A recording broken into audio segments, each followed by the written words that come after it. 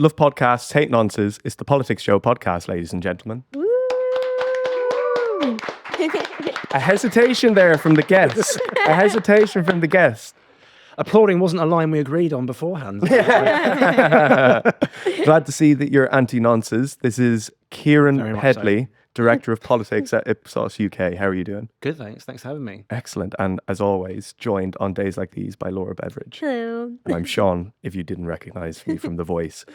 We're with yourself today, Keiran, because you have done some polling at Ipsos with, in partnership with Joe Media Group on the dating habits of men, the kind of the impressions of feminism, masculinity, things like this.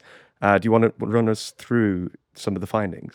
Yeah, so I think first of all, it's probably worth exploring a bit why we're doing this. So there's been a big discussion in the public space around masculinity, particularly in the advent of the TV show Adolescence, but that didn't start this conversation. So there's been lots of conversations around Donald Trump, Andrew Tate, and just how young men think about the world generally. And so what we try to do at Ipsos is bring a sort of evidence-based look at some of these conversations. So there's lots of noise out there. There's lots of opinion about what direction we're going in or what young men in particular think.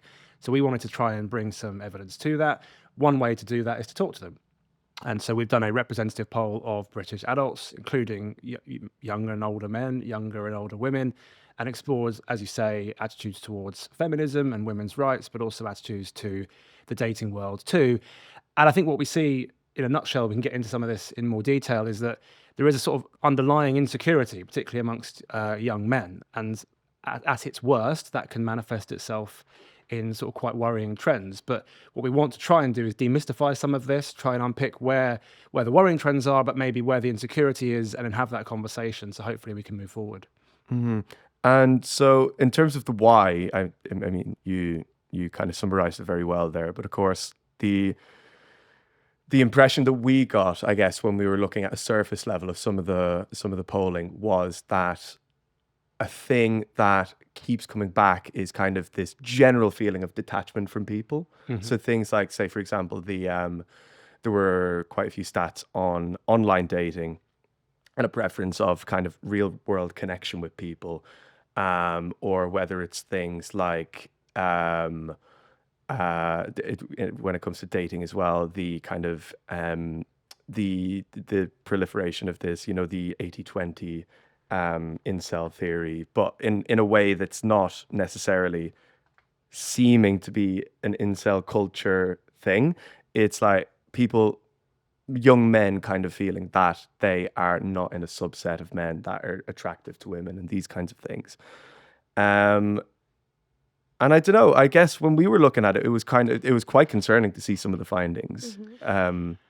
Yeah, so we see that around half of young men, so when we say young men, we're talking about men aged 16 to 24, think that efforts to promote gender equality have gone too far or so far that they've discriminated against men. And statistics like that are obviously worrying, because I think most people, I suspect, without sort of editorializing, would agree that gender equality doesn't have to come at the expense of masculinity, but that, there is an online conversation which is being driven by certain people that maybe leads to perceptions of masculinity in a very specific direction. One of the things that stood out to me is that when you ask young men what they think young women or women want in a partner, they say, someone that's physically attractive or good looking, but also someone they aspire to financial status. When you ask women the same question, they talk about honesty, sense of humor, and your personality, essentially. And so there is that disconnect there, and I think some of that can feed some of that insecurity that we see amongst young men, because if you think about it, with some exceptions, of course, the least likely men to have financial status are going to be young men, because you're just starting out in your career or whatever it is that you do for work. And overlaid on top of that is this perception around half of young men also, as you say, think that the majority of women are essentially chasing a small subset of men. So I think what's rooted in this, there's lots of numbers that I can throw out at you, but I think what's rooted in this is a fundamental sort of insecurity, not amongst all young men, but amongst a large degree of young men. And at its worst, that can manifest itself in sort of agreement with some of these, sort of, if you want to call it Andrew Tate type influencers online. And so I guess a wider conversation is, how do we move forward beyond that? I thought one of the really interesting findings was that men aged 16 to 24, 51% of them think it's more difficult to meet and find a partner than it was 20 years ago. And obviously, a lot of the polling we were doing was around things like dating apps, and generally, a lot of what this insecurity seems to be rooted in is sort of online culture that's now become quite mainstream. So I was wondering, do you think that technology is playing quite a big role in the difference between how young men are feeling and how older men are feeling? Well, I'm going to let you in on a little secret. I'm probably towards the older man aspect of that in real life. I'm 40 years old, so a lot of this passed me by. So I'm going Not to a go day over 39. Oh, well, thank you very much. Thank you very much. So a lot of this, I'm going to have to defer to the findings. But the first thing to say is actually, when we talk about it being more difficult to date now than 20 years ago, half of young women say the same thing. So there are aspects to this that aren't exclusive to young men. And I think when you ask both groups, what are the difficulties in dating apps and social media and some of the negativity around that come through very, very strongly. Now, for young men specifically, one of their frustrations is about not being able to meet their matches in person and also not be able to forge a real connection with someone online, which again, young women say the same, but it's difficult to form a real connection sort of in the digital age. So to some extent, maybe the answer is get offline. But I suppose that is always easier said than done in the modern age. So there's definitely something about, I mean, we were talking off air that a lot of these trends maybe would have existed 20, 30 years ago as well, in terms of how vulnerable or insecure young men felt about their looks or their financial status. The difference now is obviously we're in a digital age where this is all kind of anonymized and depersonalized a lot more. It feels like it's a little bit accelerated, isn't it, with the kind of the algorithm and everyone having such a unique and tailored experience of the internet that it's not necessarily dating apps. It could be anything that when it comes to whether it's the opposite sex or the sex that you're attracted to, and even just forming friendships in an online space versus a real life space, that I think I'm lucky that I grew up in a world where we were transitioning into the online. And so I have an experience of both. But people that are maybe 10 years younger than me have never had an experience of the world that didn't have the internet so prolific in it. And it is one of those things that when you're looking at the results, and I think there was as well kind of this, when it was the question of dating apps, there was one point that was men who don't like using dating apps, one of the reasons why was because there were too many men on the dating apps and not enough women. But then things like just again, back to the 80-20 thing and these kinds of like self-esteem issues and whatever it might be, kind of ties in with your experience of the internet rather than your experience of real life. And if you spend time with people, seeing the disparity between the genders in this study of women want someone who's trustworthy, humorous, honest, men feel like it's a financial thing.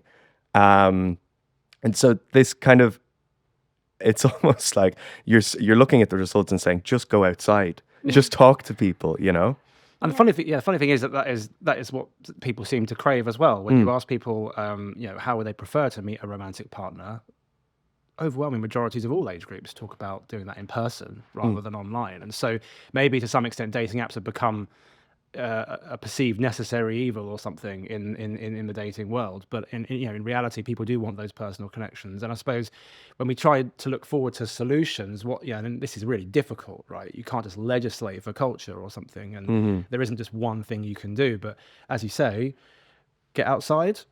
Try and find ways to meet people that isn't necessarily online. It's easier said than done, but I think that there clearly is a craving for that amongst both young men and young women. It feels as well like one of the stats that came out of the polling was that 42% of men aged 25 to 34 think financial difficulties and cost of living is a barrier to dating, which I think kind of plays into the get offline argument, is that, well, like, actually it can be really expensive to go down to the pub with your mates. If you're working really long hours, you might not have time to forge those hobbies where you might meet women more naturally. And I think that the apps themselves are perhaps creating or changing dating culture, especially like the kind of gamification of dating as well. Like I think we saw there was that class action suit, I think in California against Hinge, where, you know, the tagline is the app is meant to be deleted, but actually the algorithm and the way the app works is really addictive. So it makes you not want to delete it or like kind of take those chances to forge maybe longer term relationships the way you would if you met someone in real life. I think the cost of living point is really, really important because we know, if you take a step back into wider society, and we do a lot of research into elections and politics and things, we know the cost of living has been a crucial issue in all sorts of realms of public opinion. And this is just yet another example, I think, of where that can cut through in the dating world for young people. Unrelated to dating, I was talking to a colleague a few weeks ago, and we were joking about how young people, you don't go out as much as us oldies used to, and all this sort of stuff. And that the person said to me, well, you know, it costs £7 a pint in central London. And I don't, you know, my wages haven't gone up necessarily much in the last 5 years. So a lot of this stuff has sort of unintended consequences, I suppose. You know, the cost of living crisis does influence how we all socialise with each other, and part of that's the dating world, but part of that's just how everyone interacts. And you overlay onto that the working from home thing, and the lack of people being in the office on the Friday, which used to be the time when everyone sort of went out a lot. You know, the world has very much changed in the post-COVID world and the sort of cost of living crisis world. Speaking of earnings as well, or finances in general, one of the aspects of the prompt of we have gone so far in achieving women's equality that we're discriminating against men, it's tended to skew towards people who agreed with that statement, tended to be people who were higher earners and people who voted for conservative parties like Reform or the Tories. It seems interesting to me that it's that subset of people that are arguably, well, political ideology aside, certainly in terms of finances, least affected by the reach for equality in whether it's the sexes, whether it's race, whether it's, you know, it's kind of this DEIification of everything, that the perceived reality is very different to what the actual reality is. Why do you think that there's kind of this belief amongst people in the higher echelons of society that believe that? So it's a big question. I think that if you look at political ideology more generally, small c, if you want to call it conservative ideology, has always been of the opinion, I think, that, well, life's just a meritocracy, isn't it? It's just all about how talented you are and how hard you work, and you don't necessarily need positive discrimination or DEI policies to quote unquote fix social ills. So this whole stuff is unnecessary and actually counterproductive. And, you know, I suspect that's not a new sort of opinion on the right. I suspect this is a continuation of that, and that's, you know, we're talking about gender equality today, but that sort of spans lots of different sort of pursuits of equality too. It's almost like the idea that they have the most to conserve, or they feel like they have the most to lose by women entering the workplace or entering like specific roles. But then if you look at something like the Sunday Times Rich List, overwhelmingly men. One day it won't be, though, if we keep going the way we're going.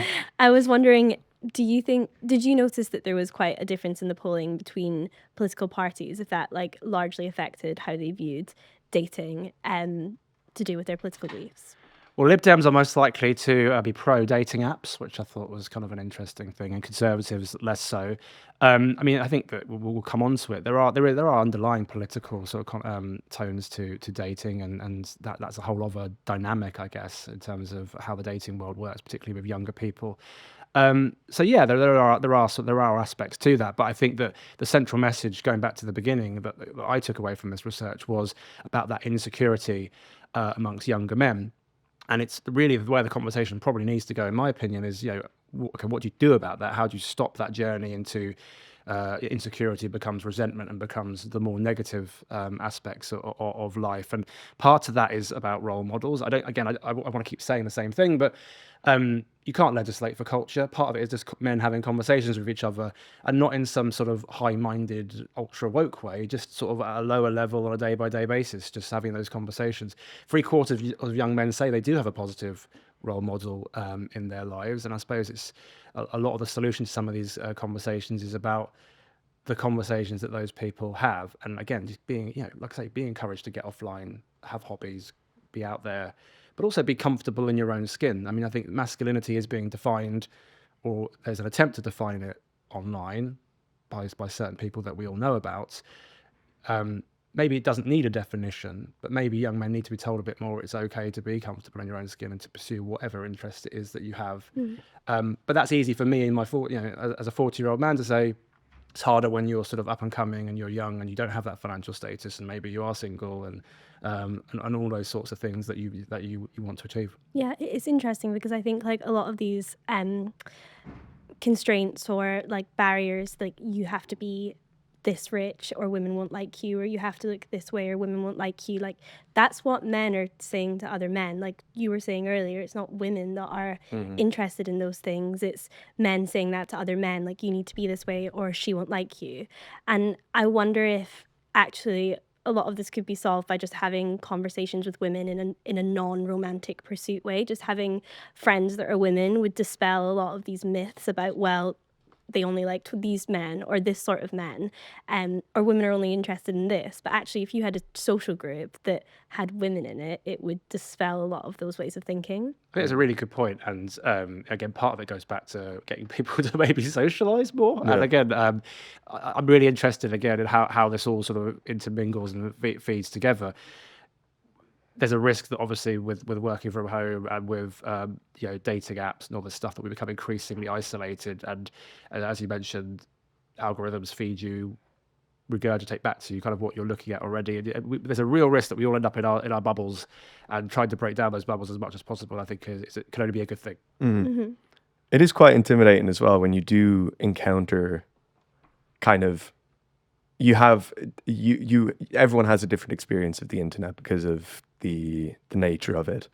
But when you encounter these people that are on the polar opposite end of the spectrum when it comes to internet consumption to you, it can be quite jarring to see their belief systems and their view of the world and their view of whether it's women, whether it's politics, whatever it might be, that generally you can always see at what point somebody has taken a left turn or a right turn and say, okay, there's the fork in the road and this is where we go along. But I find increasingly when we've got this accelerated consumptive habit with the internet, it's nearly impossible to see how someone got to. Now, with your figures like Andrew Tate and things, it's very easy to say this is the person that has given this person a belief in this or that or whatever.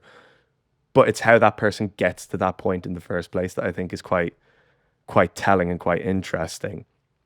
All of this to say, in the worst way possible, to try and segue to Laura, you went to Lancaster a couple of weeks ago. I did. I went to Lancaster University, where they have this boy named Jack Eccles has set up a reform society at the uni, and it was getting quite a lot of backlash from some other students, and he invited me up to go and speak to him and a couple of other members, and I wanted to know what does being a reform supporter at university, typically a place we'd associate with being quite left-wing, quite liberal, how does that affect making friendships? How does that affect dating?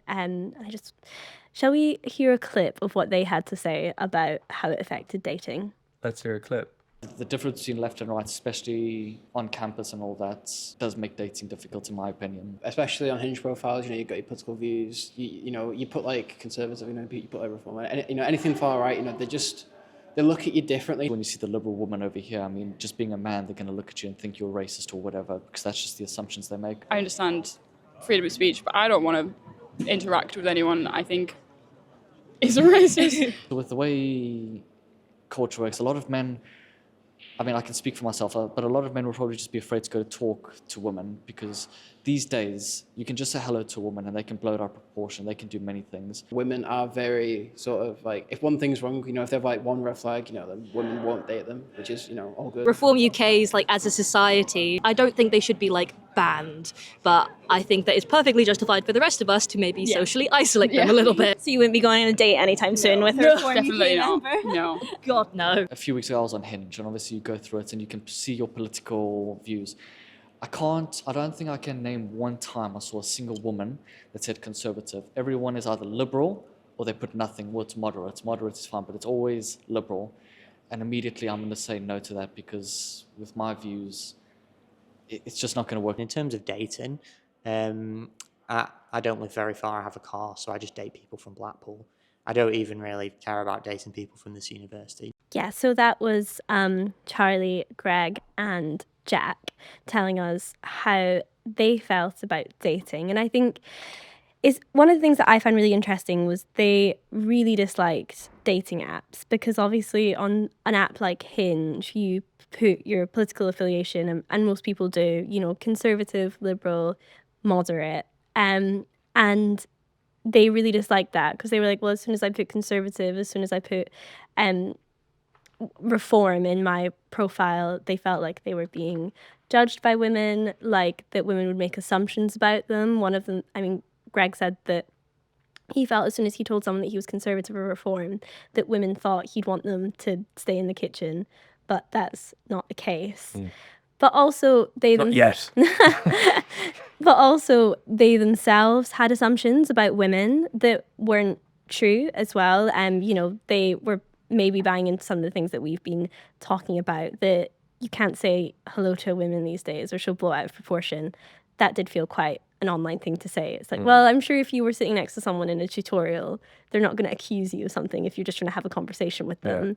And those were quite pieces of maybe manosphere rhetoric that were seeping into this university.